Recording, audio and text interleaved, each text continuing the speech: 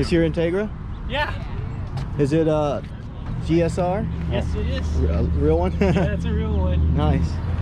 All right, this is Junior here. He's going to tell us about his GSR Integra. Yeah. Right? What year is it? It's a 92 Integra GSR. Original paint? Original paint. Yeah, it does look familiar. I'm an original owner. I've had it since 92. Oh, really? Yeah. Wow, nice. So you've been taking good care of it. You know what's been done to it. Yeah, it's bypass, I would call the 2000s big body kit era. Never really changed.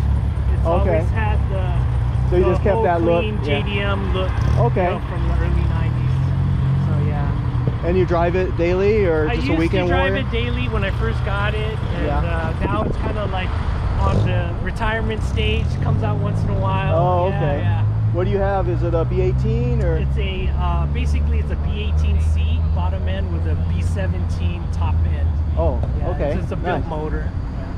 Oh yeah, and these things don't weigh anything. Yeah. What do you think it weighs? I think it's about 2,000 pounds. Okay. Somewhere around there. Yeah, that's nothing, right? All right. Want to tell us a little bit about your motor? Oh, sure.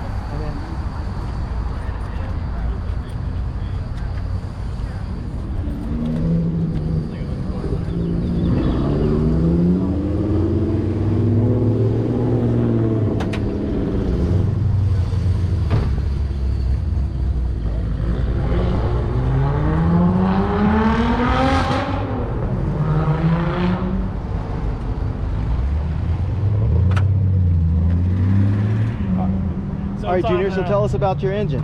So it's basically a B18C bottom end built with a B17 head on it. It's on a kind of based on a drag turbo kit, but it's on a blocks manifold with the T3, T4 Turbonetics journal ball bearing turbo with a spear cool intercooler up front. Okay. Yeah, it's got the old NOS direct port nitrous plumbing on it. So do you run nitrous?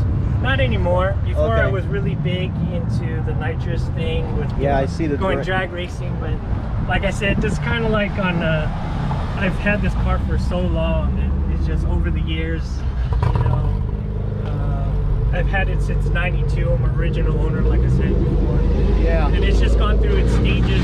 When I first got it, it was in the early 90s. It's really big on like drag racing, road racing, you know, autocross. I did all that in this car when I was younger. Oh, very nice. And now that I'm older, it's more of a kind of like a collector's piece to me, and it's never left me. So yeah, it's your collector item. Right. It's my hobbyist toy car in a sense. You know, now that I have kids and family, I still had this car. You just do the weekend warrior thing. So it reminds me of like a time machine of what it was back in the day. Yeah, a lot of memories too. I have a car like that. I have a 73 Camaro. Yeah. It was actually my first car. I had it since I was 15. Yeah.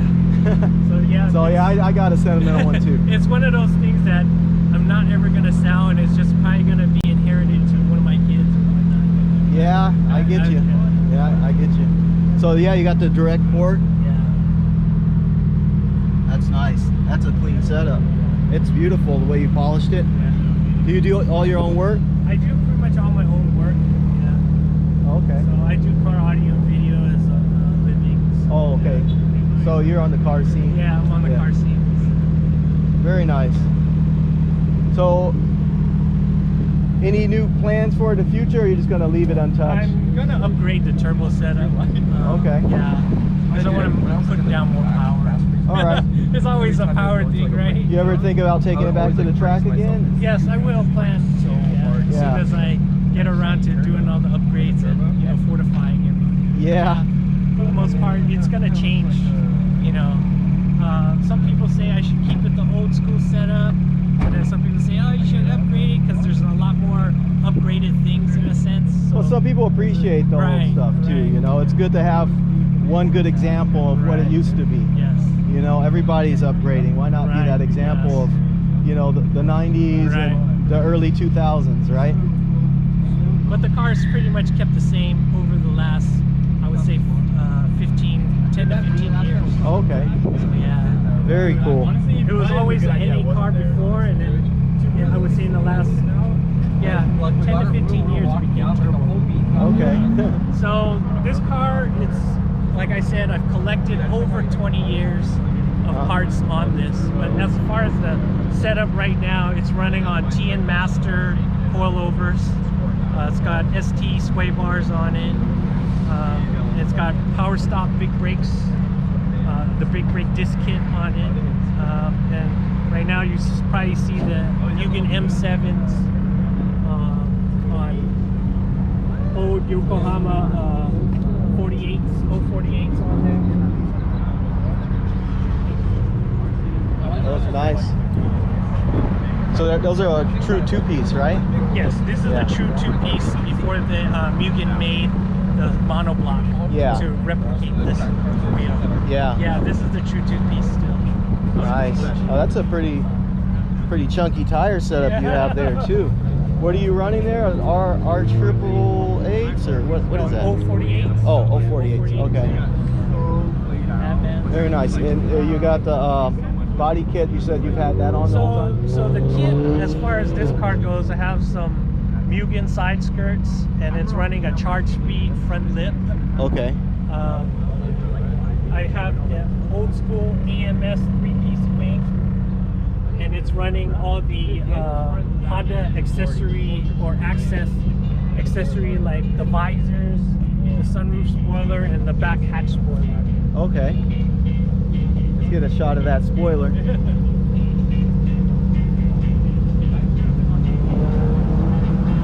And the roll cage, when did you put that in? I had it since in the early days. Yeah? So as far as the interior wise goes,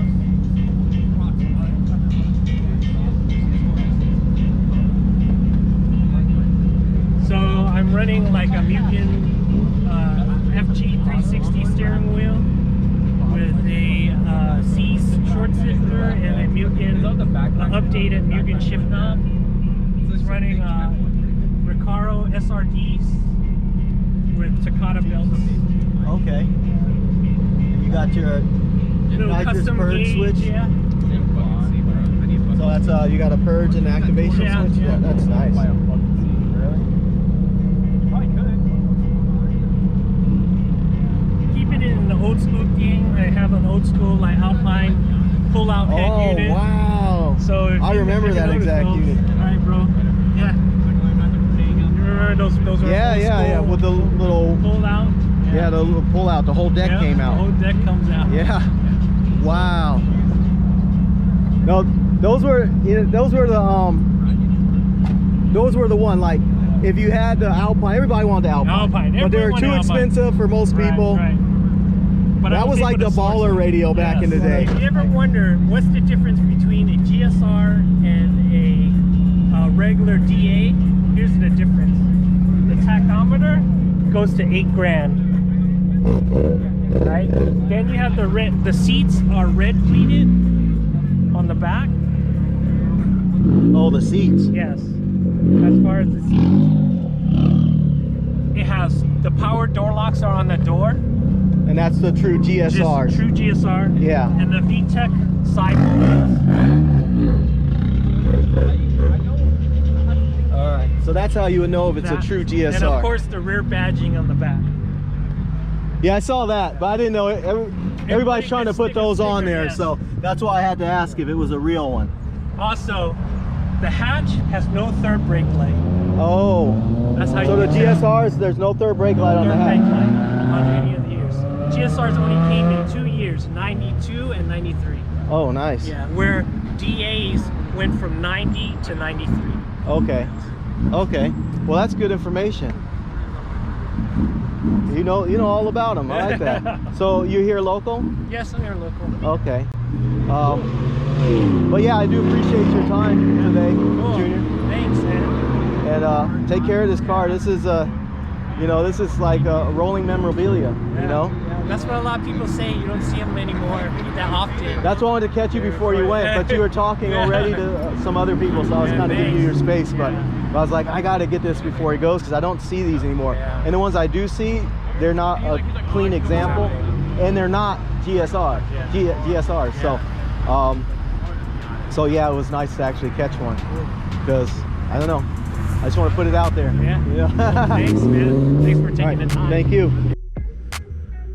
Well, that's the end of another video. And if you like what you saw today, go ahead and hit that like button.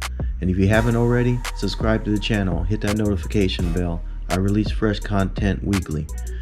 And look out for my next video, which I'm covering race wars in Sonoma, California. And until next time, stay good, family.